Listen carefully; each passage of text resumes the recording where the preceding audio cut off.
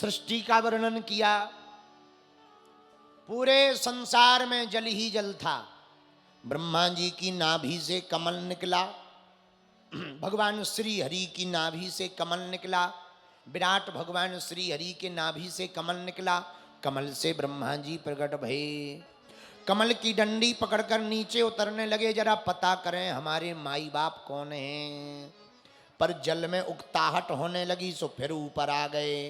तब तक ब्रह्मा जी को दो शब्द सुनाई दिए, ब्रह्मा जी ता पा तप करिए। ब्रह्मा जी ने तप किया, भगवान श्री हरि प्रकट भये। महाराज हमको आज्ञा दो। भगवान विष्णु ने कहा, आज से तुम हमारे बेटा ब्रह्म के पुत्र हो, इसलिए तुम्हारा नाम ब्रह्मा है। बोलो ब्रह्मदेव भगवान की जय हो। महाराज आज्ञा दो, आज से हम एक खेल करना चाहते। कौन सा खेल? संसार बनाने का खेल करना चाहते। तुम सृष्टि बनाओ, जो आज्ञा भगवान। अब संसार कैसे बनेगा? तो भगवान ने कहा 5 तत्वों से बनेगा। कौन कौन से तत्व? क्षिति जल पावक गगन समीरा, पंच रचित यह अधम शरीरा। गगन समीरा, क्षिति जल पावक गगन समीरा, पंच रचित यह अधम शरीरा। 5 तत्वों से पूरा संसार के जितने मनुष्य हैं वो 5 तत्वों से मिलकर बने। अग्नि, जल, वायु, पृथ्वी और आकाश। पर ब्रह्मा जी को ये 5 तत्व कहां से मिले? भगवान से। भगवान ने कहां से दिए? भगवान नाम से। पूछो कैसे? पूछो। भगवान नाम में कितने अक्षर हैं? 4। बहुत गणित तेज है तुम्हारी। 5 हैं, मात्रा सहित पढ़ा जाएगा। पहला अक्षर भा। भा से भगवान ने भूमि प्रकट की। दूसरा अक्षर गा। गा से भगवान ने गगन प्रकट किया। तीसरा अक्षर वा। वा से भगवान ने वायु प्रकट की। और बड़ा वा है तो आ की मात्रा पड़ी जाएगी। तो चौथा अक्षर आ। आ से भगवान ने अग्नि प्रकट की। और 5वां अक्षर ना। ना से भगवान ने नीर प्रकट कर दिया। 5 तत्व प्रकट हो गए। ब्रह्मा जी को दे दिए, लो अब बनाओ। ब्रह्मा जी ने सबसे पहले 4 कुमारों को बनाया, सनत, सनंदन, सनातन, सनत कुमार। चारों से कहा, बेटा तुम हमारे बेटा, हम तुम्हारे बाप, हमारी मानो बाप। क्या संसार बनाने में हमारी मदद करो। चारों कुमार बोले, पिताजी अपन ना बनाएंगे, इस माया चक्कर में ना पड़ेंगे, हम तो भजन करेंगे। और चले गए चारों। कुछ लोग हमारे पास आते, गुरुजी हमारे बेटा बात नहीं मानते, ब्रह्मा जी के बेटा नहीं माने, तुम्हारे क्या हलुआ मानेंगे? आओ। चारों कुमार चले गए, भजन करेंगे भजन। इसका मतलब ये नहीं है कि बेटा बाप की बात ना माने, ये तो भजन के लिए नहीं इन्होंने मानी। हाँ, चारों कुमार चले गए। ब्रह्मा जी को गुस्सा आ गया, बताओ हमारे बालक हो के हमारी बात नहीं मान रहे। सो भौएं टेढ़ी हो गई। जैसे ही भौएं टेढ़ी हुई, उसी समय रोता हुआ एक शिशु बालक प्रकट हो गया। देखते देखते विशाल हो गया। ब्रह्मा जी ने कहा, तुम रोते हुए प्रकट हुए, जाओ तुम्हारा नाम आज से रुद्र है। बोलो रुद्र भगवान की। रुद्र भगवान बोले, बताओ पिताजी क्या करना? ब्रह्मा जी बोले, एक काम करो, संसार बनाओ, सृष्टि। रुद्र भगवान बोले, जो आज्ञा। रुद्र भगवान ने भूत प्रेत बनाना शुरू कर दिया।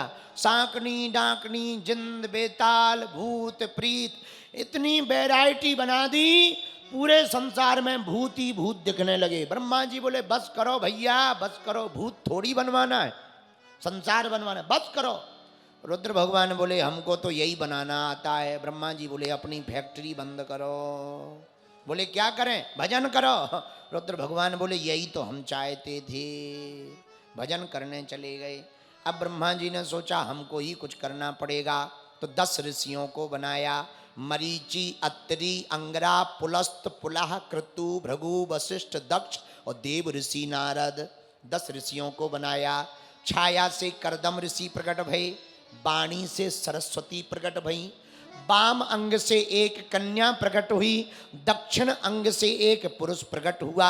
वाम अंग से जो कन्या प्रकट हुई उनका नाम था सतरूपा, दक्षिण अंग से जो पुरुष प्रकट हुआ उनका नाम था मनु, और मनु सतरूपा से ही हम लोग भय, इसलिए हम लोगों को मानव कहा जाता है। घूमते घूमते विदुर जी मैत्रेय मुनि के पास गए। मैत्रेय मुनि ने दुख और सुख का वर्णन किया, विदुर जी को ज्ञान दिया। विदुर जी ने पूछा, महाराज दुख क्या है, सुख क्या है? मैत्रेय मुनि ने बताया, कामनाओं का कांटा लग जाए ये दुख है, और वो कामना का कांटा निकल जाए वो सुख है। मतलब समझ गए? मान लो हमने मन में कामना की कि हमें मकान मिले स्वयं का, और जब तक नहीं मिलेगा तब तक दुखी रहेंगे, लेकिन जैसे ही मकान मिल जाए सो सुखी हो जाते। मतलब कामना का कांटा लगा लेना दुख है, और कामना के कांटे को निकाल देना ही सुख है। सच्चा सुख क्या? चाह गई चिंता गई, मनुआ बेपरवाह, और जिसके अंदर चाह नहीं वही सहिंसा। जिसके अंदर कोई चाह नहीं वो सहिंसा है। ये दुख है, सुख है। किसी को कुछ प्राप्त करना हो, ना मिले वो दुख है, मिल जाए वो सुख है। बोलो सीताराम। जोर से बोलो जरा, और जोर से बोलो। और एक बात, कोई तन दुखी, कोई तन दुखी, कोई मन दुखी, कोई धन बिन रहता उदास, थोड़े थोड़े सब दुखी पर सुखी राम के। जो भगवान का भक्त है वो सुखी है, वरना कोई तन से दुखी, कोई मन से दुखी। एक माता जी हमारे पास आई, बहुत अमीर घराने की थी। हमने कहा सब ठीक है? अरे बोले महाराज क्या बताएं, कुछ समझ नहीं आता। हमने कहा क्या हुआ? महाराज मन दुखी रहता। हमने कहा कोई टेंशन? बोले कोई दिक्कत नहीं, पति बढ़िया है, बच्चे बढ़िया हैं, काम है, पैसा है, नौकर चाकर है, बस मन खुश नहीं रहता। हमने कहा माता जी तुम्हें अमीरी का फोबिया हो गया है। अमीरी का फोबिया हो गया है, ये तुमको दिमागी दिक्कत हो गई है। महाराज ये कैसे बीमारी मिटेगी? एक उपाय है। क्या? यहां कुछ अपना नहीं है, सब सपना है। भगवान का परिवार, भगवान का भजन अपना है, बाकी सब सपना है। तो मन सुखी रहेगा। बोलो सीताराम। अब देखो तुम 3 घंटे से बैठे हो, कई बार हंस लिया, कई बार रो लिया, कई बार नच लिया, 3 घंटे में सब कर लिया। देखो हो आनंद में कि नहीं हो? कर्जा की याद तो नहीं आई कि फलाने का कर्जा देना है? पड़ोसी पड़ोसन की याद तो नहीं आई ना? एक ही बात है। अब क्या बढ़िया बात आएगी, अब क्या बढ़िया बात सुनाएंगे महाराज जी, अब कौन सी बात सुनाने वाले, अब कौन सी कथा सुनाने वाले, यही मन में चल रहा। मन में ये चला और बढ़िया सुनाओ, हा और बढ़िया सुनाओ, बहुत बढ़िया बहुत बढ़िया, यही मन लगा है। क्यों? क्योंकि शाश्वत सत्य भगवान की भक्ति है। भगवान की भक्ति में कब टाइम निकल जाता कोई ठिकाना नहीं रहता। भैया थोड़ा सा मुस्कुराने से जब फोटो बढ़िया आ सकती, जिंदगी भर मुस्कुराते रहिए, जिंदगी भी बढ़िया आ सकती है? पुराने कैमरा, अब आजकल तो सेल्फी का जमाना आ गया। पुराने जमाने में फोटो का कैमरा होता था, सुबह से फाउंडेशन लगाकर पाउडर लगाकर तैयार हो जाते। अरे भाई कैमरा वाला आएगा, पीछे पर्दा टांग दिया, कैमरा वाला कितना अनपढ़ गंवार होए, गांव का देहाती, पर एक अंग्रेजी जरूर जानता था, प्लीज स्माइल।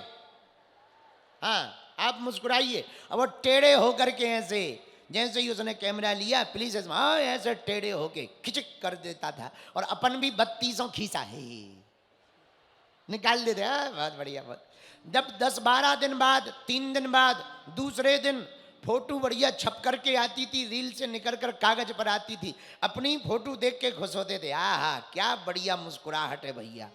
भैया जब थोड़े से मुस्कुराने से फोटो बढ़िया आ सकती, जिंदगी भर मुस्कुराइए जीवन भी अच्छा आ सकता। बोलो सीताराम। तो दुख और सुख का वर्णन विदुर जी महाराज को सुनाया मैत्रेय मुनि ने। आगे सृष्टि का वर्णन बतलाया और इसी में शंकर जी का विवाह है। आज मेरे शिव की शादी है, अभी नहीं है, आज है, 2 मिनट और रुक जाओ। शिवपुरी वाले बड़े फास्ट हैं।